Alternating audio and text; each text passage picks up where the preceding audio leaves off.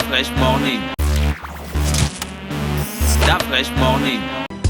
Sur les 104.5 Urban FM, la station urbaine avec Mosley. Mosley, on parle de politique ce matin. Nous parlons de politique et nous revenons sur l'actualité. Vous savez que depuis le 2 juillet dernier, il y a une information qui circule sur les réseaux, notamment en rapport avec la conférence de presse animée par Jean-Rémy Yama, qui est président de la Confédération syndicale dynamique unitaire, mais également responsable du SNEC, qui est le syndicat des enseignants du supérieur. Et évidemment, dans sa communication, il avait prononcé un discours dans lequel il disait que pour lui, notamment en s'appuyant sur son intime conviction, le président de la République... Oui. Non, ne répète pas ce qu'il a dit. Lahak a dit. Dis seulement qu'il avait dit un truc qui n'était pas bien. Si tu répètes ça, hein? La même mot. Ah bon? Oui. C'est déjà interdit? Ah, d'accord, ok.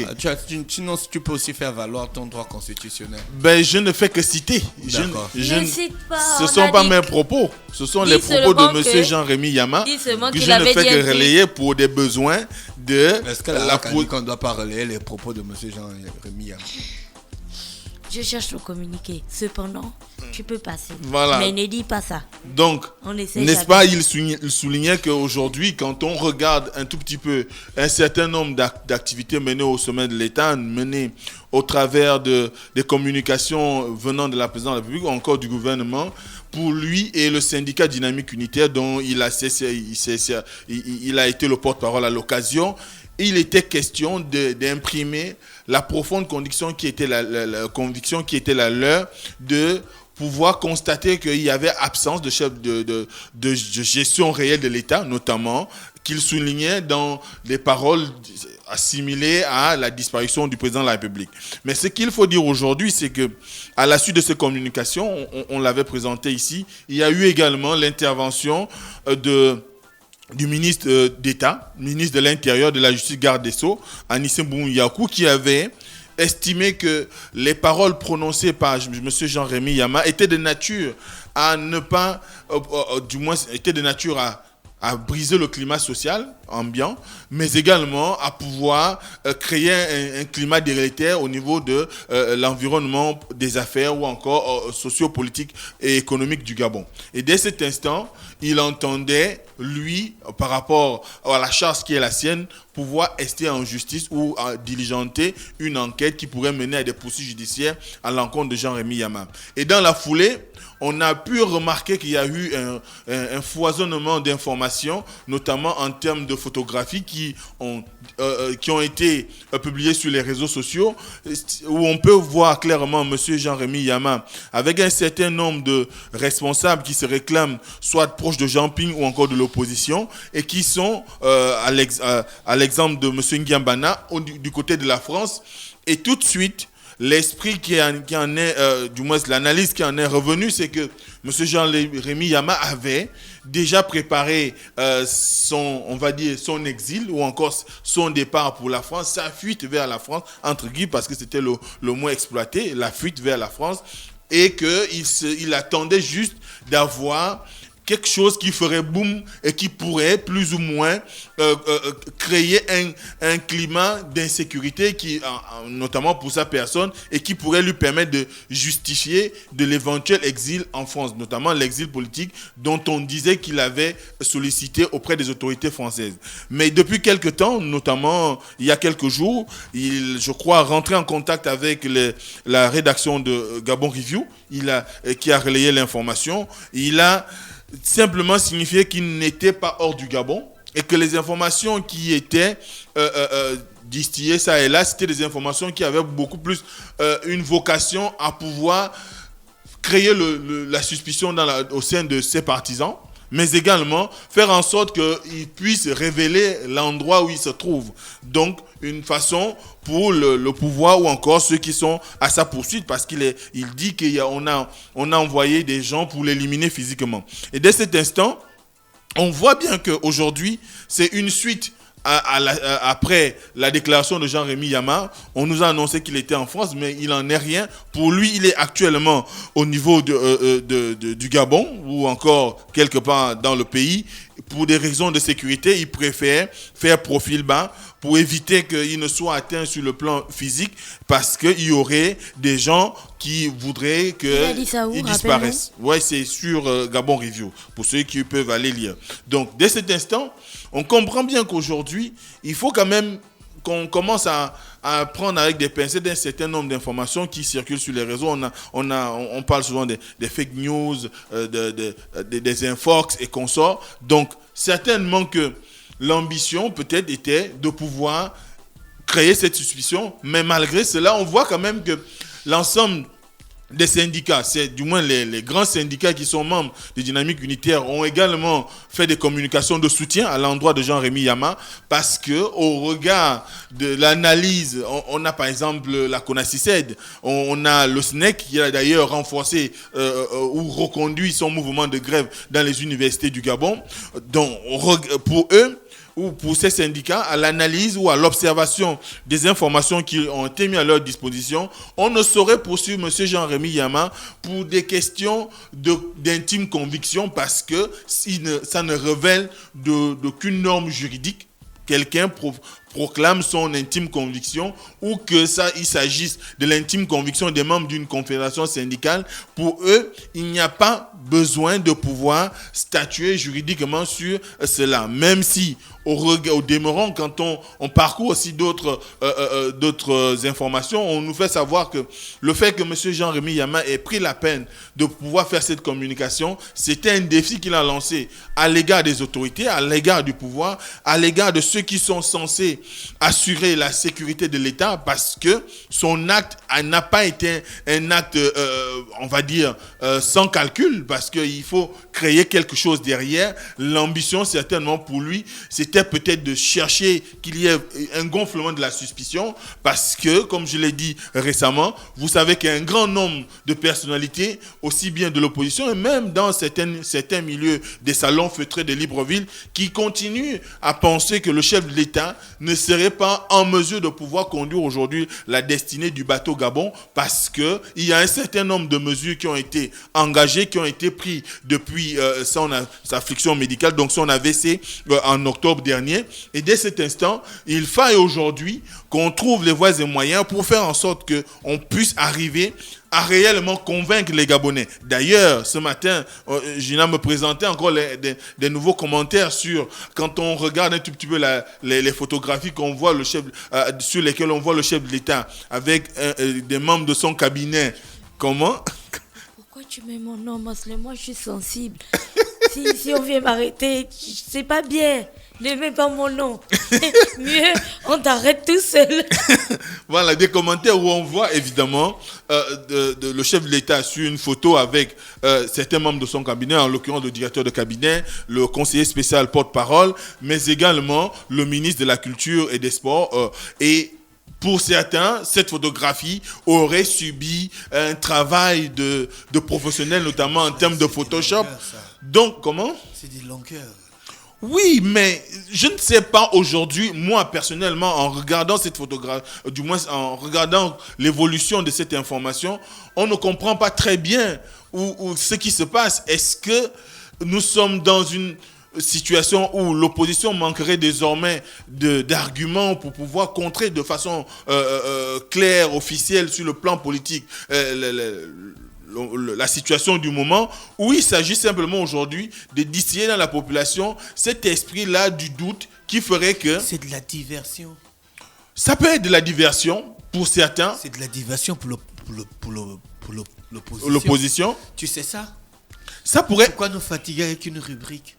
Ça pourrait être de la diversion, mais il y a certaines personnes qui au quartier prennent cela au sérieux. Parce qu'elles veulent être diverties. Non, pas parce qu'elles veulent être diverties. Vous savez qu'aujourd'hui, les médias... la télé la plus suivie au Gabon. Comment? Tu connais la télé la plus suivie au Gabon? Je crois Gabon Télévision. TV. Novelas TV. Ça veut dire que les gens ont un penchant absolu pour la diversion.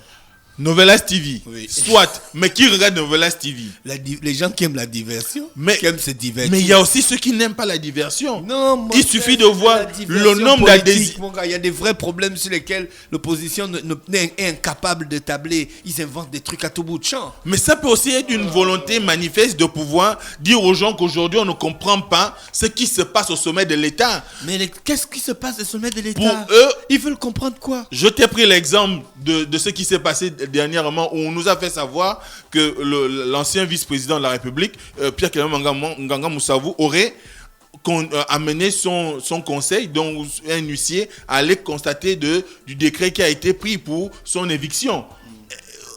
Depuis que tu existes au Gabon, depuis que tu vis au Gabon, est-ce que tu as déjà eu... Moussavou vous a dit qu'il a fait ça? Ben, c'est ce qui a été relayé dans la presse. Cette fois, il n'a pas démenti. La presse sur les sites d'information du Gabon.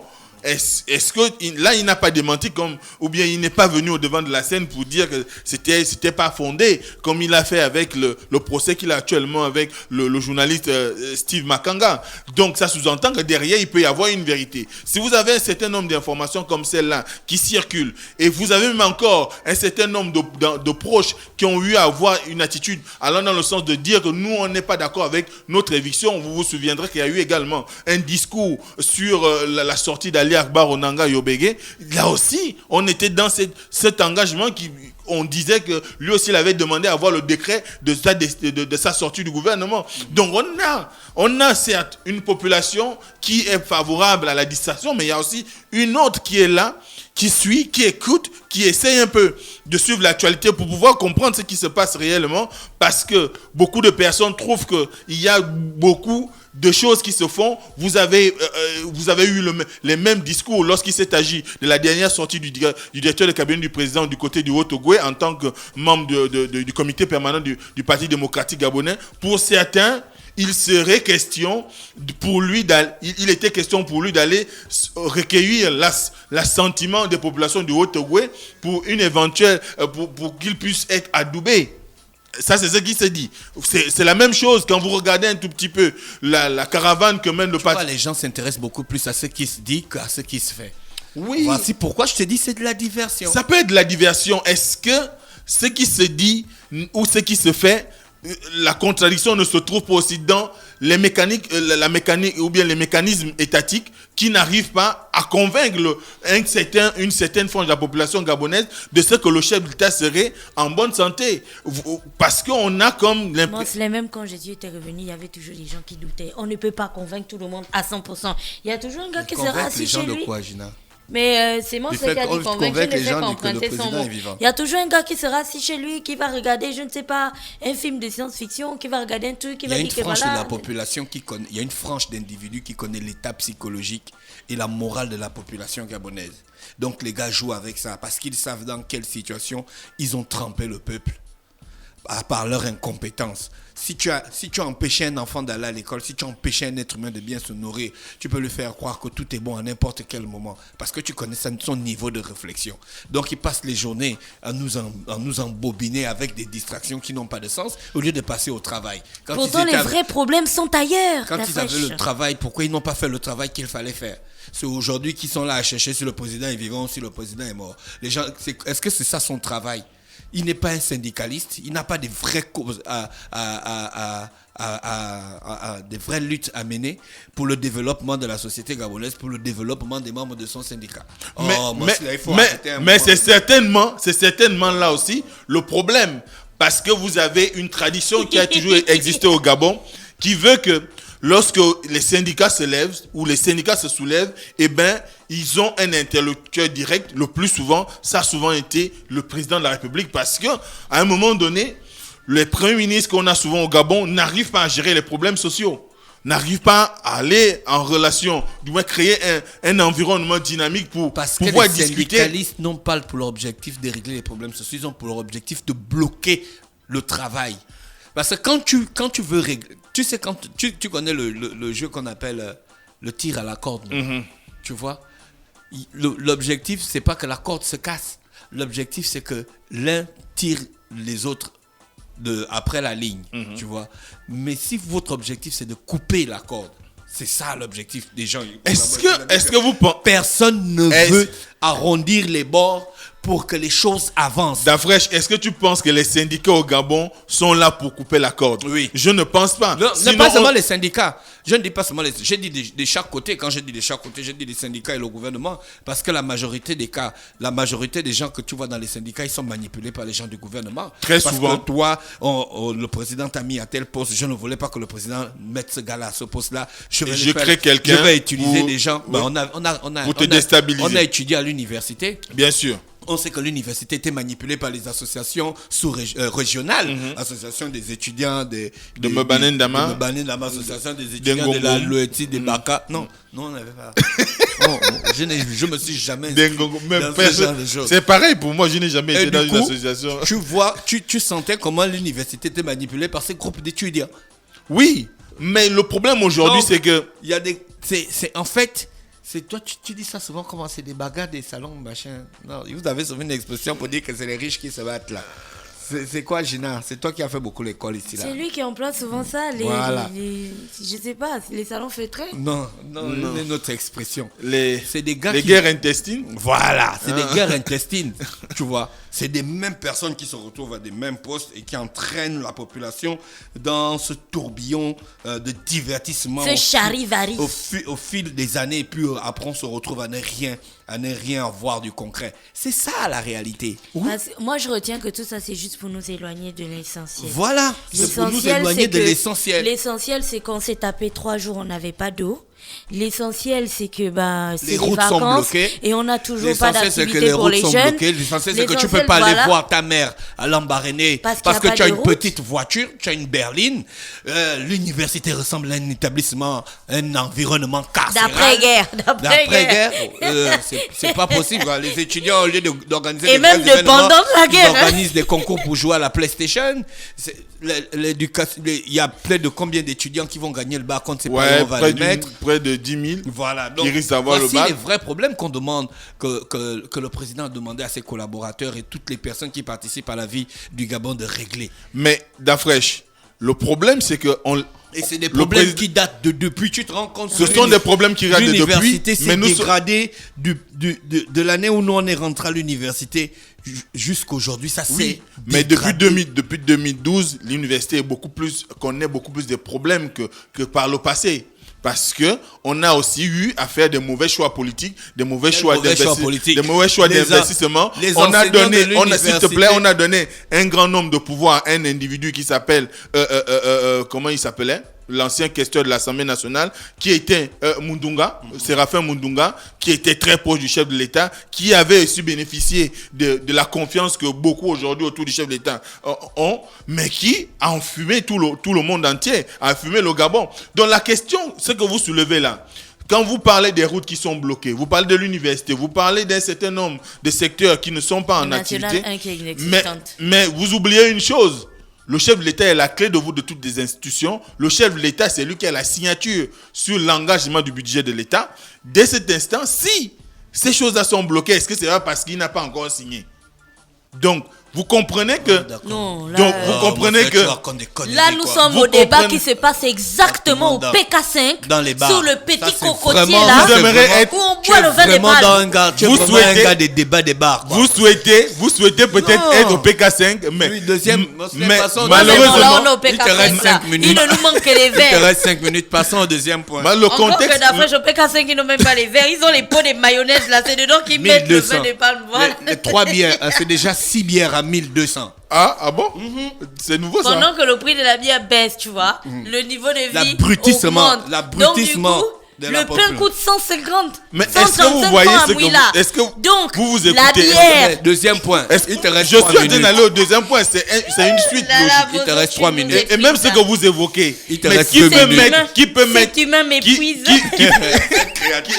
Cette créature m'épuise.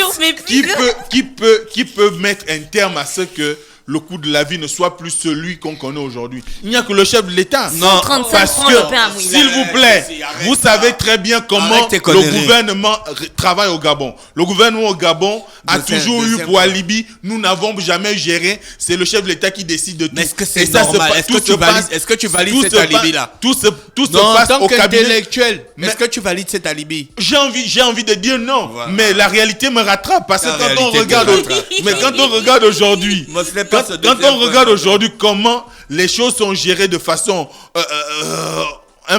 pas très orthodoxe sur le plan du gouvernement, on a comme l'impression que tout doit partir du cabinet du président de la République ou encore de la présidente de la République. Maintenant, ce qui est sûr aujourd'hui, c'est qu'il y a une contestation qui est non seulement sur le plan syndical, mais également sur le plan politique, parce que c'est pratiquement dans les mêmes termes, dans le même but que s'est inscrit la conférence de presse animée par Gérard Elangema, qui est le président du Front Patriotique Gabonais. Lui également trouve que ce qui est fait depuis le 24 octobre 2018 est quelque chose qui n'est pas de nature à rassurer pour préserver la paix sociale, pour rassurer les partenaires socio-économiques, pour rassurer les partenaires internationaux ou les investisseurs, parce que simplement, quand on regarde comment se font les nominations, comment se passe la gestion de l'État aujourd'hui, il s'est posé la question de savoir qui finalement dirige le Gabon. Et il rentre dans le cycle de ceux qui aujourd'hui estiment que le président n'a plus le signe réel pour pouvoir décider de l'avancée ou de comment doit désormais être menée la politique du chef de l'État. Et il va même plus loin. Il dit qu'en 2016, il n'y avait ni directeur de cabinet, ni madame la première dame. Parce qu'aujourd'hui, dans l'esprit des Gabonais, le Gabon serait dirigé désormais, serait en co-gestion entre la première dame, madame Sylvia Bongo Ondimba, et le directeur de cabinet, Bissaki Jalianga. Mais c'est un opposant. Mm-hmm. Et il est président d'une formation politique. C'était un membre de l'Union nationale qui a créé une dissidence avec l'Union nationale pour finalement mettre sur les fonds pour créer sa formation politique qui s'appelle le Front Patriotique Gabonais.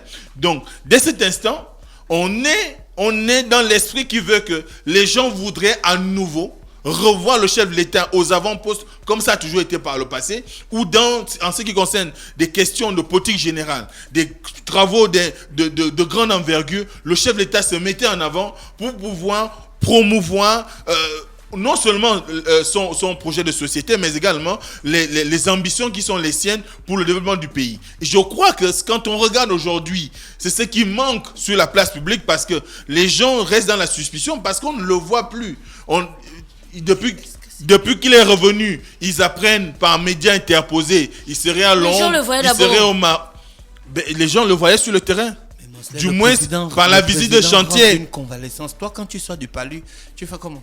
On ne parle pas de moi. On parle des Gabonais. Si on parle de toi, humain, en tant que créature humaine. Oui, moi, je peux comprendre que le chef de l'État, c'est un humain comme tout le monde.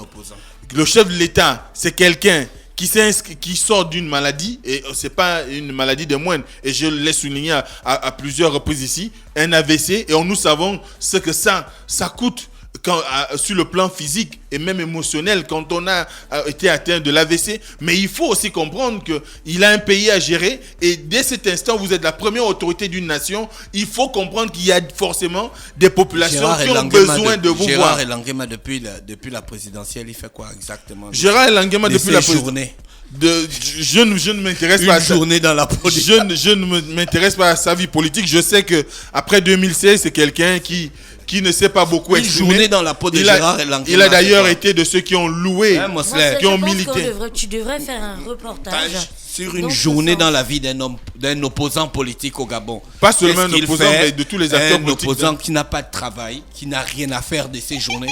Qu'est-ce qu'il fait exactement? D'où trouve-t-il l'argent pour vivre? Déjà, pour savoir quel est son train de vie. A-t-il un travail sérieux? Rend-il service à la communauté? Participe-t-il au bien-être des populations à son humble niveau? Est-ce que pour des fois, tu ne te poses pas ce genre de questions?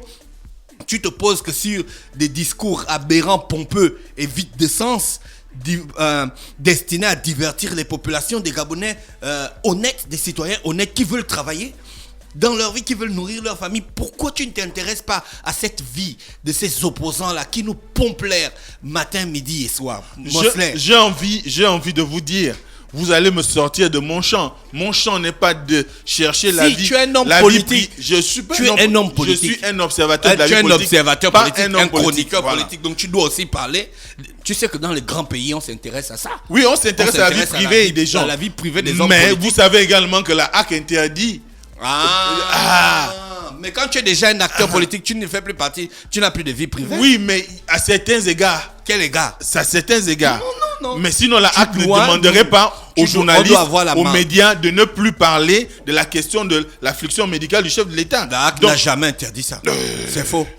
Entre griffes. Jamais. Alors, non, là tu inventes des histoires. Dès là tu fais la diversion. La HAC n'a jamais interdit ça. La HAC n'a jamais interdit à un média de parler de l'état de santé du président de la République. C'est faux. Mais plus que le président de la République lui-même, il a fait état de son état de santé à plusieurs reprises dans des discours qu'il a livrés à la nation. Ce serait une aberration. Je reviendrai sur cette question. Pour continuer dans la logique dans laquelle j'étais, je pense qu'à un moment de la journée, nous aussi, les Gabonais moyens, les Gabonais de la basse classe, nous autres là, moi, Gina, parce que toi tu es un Gabonais de la haute classe. Oui, nous on est de la basse classe. Je ne sais pas. La basse classe, qui cherchons notre pain matin, midi et soir. Non. On voudrait aussi avoir un temps soit peu, comprendre quelle est la mentalité, la vie au quotidien de ces opposants politiques qui nous pompe des discours à nous divertir. Mais c'est là où c'est tout intéressant. Ne faites pas des reportages seulement sur des individus qui sont dans l'entreprise. Allez aussi faire des... Mais c'est de ta responsabilité. Non, je peux vous mettre en relation. Non. Je peux chercher la relation. Tu vas nous mettre en relation. C'est toi. C'est toi le directeur du service politique. Oui, mais je ne m'intéresse pas à la vie des gens. Ben non, je m'intéresse ces gens-là, à ceux qui font... Ils passent 95% la vie privée des gens ne m'intéresse pas. Ils passent 95% de leur temps à s'intéresser à la vie du directeur de cabinet du président, à la vie du président, à la vie de la première dame, à la vie des honnêtes citoyens qui veulent travailler en venant faire des conférences de presse qui n'ont ni tête ni queue. Et toi, tu viens là, avec toute la joie. Je te pose une question. Je te pose une question. Tu viens avec toute la joie du cœur, venez nous divertir. Je te pose une question. À 10h. Est-ce de l'actualité politique ou pas? Est-ce de l'actualité politique ou pas? Tu partiras comme non, tu es venu. La question aujourd'hui est de savoir, pour les acteurs politiques, aussi bien de la société civile, et même je crois dans certains milieux de pouvoir, il y a des gens qui sont en droit de se demander est-ce que le chef de l'État est aujourd'hui aux commandes? C'est une question que tout le monde peut se poser. Nous, on peut juste constater que on voit les reportages à la télévision. On a pu constater qu'il a reçu un certain nombre d'homologues, aussi bien du Rwanda, du Sénégal, du Tchad, et un grand nombre d'acteurs économiques et même les membres du gouvernement. Il a présidé des conseils des ministres, mais ce que les gens attendent... C'est comme ça dans la vie de tous les jours. Ce que les gens attendent... Non, excuse-moi de te couper, c'est comme ça dans la vie de tous les jours. Quand tu travailles avec des gens avec qui tu as de la confiance et vous travaillez en harmonie pour atteindre des objectifs, on va te dire, oui, tu vois, non. C'est Gina qui commande là-bas, Urban FM. Voilà, dès qu'elle a parlé comme ça, là, Davoche ne va rien dire. Faut pas suivre. Mosley, là, c'est lui qui prend toutes les décisions. Même Davoche, là, il ne dit rien. C'est ça. C'est-à-dire que les choses du quartier, tu vois, on nous emmène ça au haut niveau de la République. Mais c'est quand même grave, Mosley. Mais est-ce que tu sens que je suis frustré?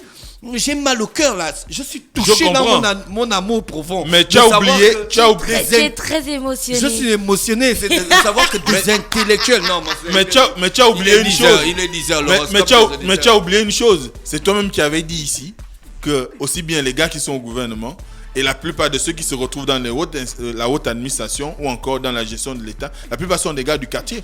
Donc ils ne répliquent que les comportements du quartier parce qu'eux-mêmes laissent le quartier les habiller. Madame, il est 10 Donc dès cet instant, pour terminer, je crois que la sortie de Gérard Elangama, mais également le fait que Jean-Rémy Yama ait battu en brèche l'idée selon laquelle il serait à l'étranger, rend dans la dynamique aujourd'hui que l'opposition entend vendre aux populations, celle de faire constater que Ali Bongo ne serait pas celui qui dirige au Gabon, il pourrait peut-être passer à une vitesse supérieure qui serait celle de solliciter la Cour constitutionnelle pour qu'elle statue. C'est ça qu'ils veulent faire. Certainement, parce que demain également, il y a une conférence de presse qui sera animée par Richard Mboulomba Barreau-Chambrier.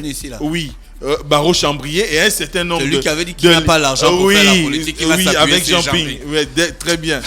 Non, Donc, toutes ces personnalités de l'opposition vont également faire une sortie demain. Mais ce qui est sûr aujourd'hui, c'est que nous sommes à l'ère où on aimerait, dans l'opinion, revoir le chef de l'État comme à l'accoutumée au niveau sur le terrain. Mais ce que les gens doivent aussi comprendre, c'est que la maladie n'est pas une donnée qu'on claque du doigt et puis ça s'en va, ça revient. Non, il y a un temps où le corps a besoin de repos, de récupération. Et d'ailleurs, j'ai entendu un certain nombre d'experts en ce qui concerne la médecine dire que la façon avec laquelle le chef de l'État est parvenu à revenir, déjà même beaucoup ont loué le fait que le discours qu'il a prononcé en décembre, un AVC, quelqu'un qui a subi un AVC ne peut pas faire ce discours parce qu'il est encore très fatigué. Et là, on voit qu'il y a un certain nombre d'activités. De plus en plus, on peut constater qu'il mène des activités. On espère tout simplement qu'il va recouvrer sa santé pour un peu plus convaincre ceux qui sont encore dans l'environnement des sceptiques pour comprendre qu'il y a un temps pour tout. Et je crois que lui-même également a fait son discours lorsqu'il s'est agi des 10 ans du chef de l'État. Il a reconnu un certain nombre de choses qui n'ont pas été bien faites, mais qu'il entend faire en sorte qu'on puisse avancer. Et il revient au gouvernement aussi de convaincre aujourd'hui les concitoyens qui sont aussi bien de l'opposition et même de la majorité ou des SEM gabonais de ce que le chef de l'État aujourd'hui est en phase avec sa politique et que eux ils sont là pour mettre en musique cette politique-là pour pouvoir garantir le bien-être social et économique des Gabonais. Oh, mon frère, merci. Gina, un dernier mot. Non, là, c'était fort. D'accord, c'était fort. C'était ton dernier mot, c'était fort. C'était mon dernier mot. L'horoscope des auditeurs avec René Ruth ce matin sur les 104.5 Urban FM, la station urbaine dans le Da Fresh Morning. René Ruth, bonjour. Da Fresh Morning.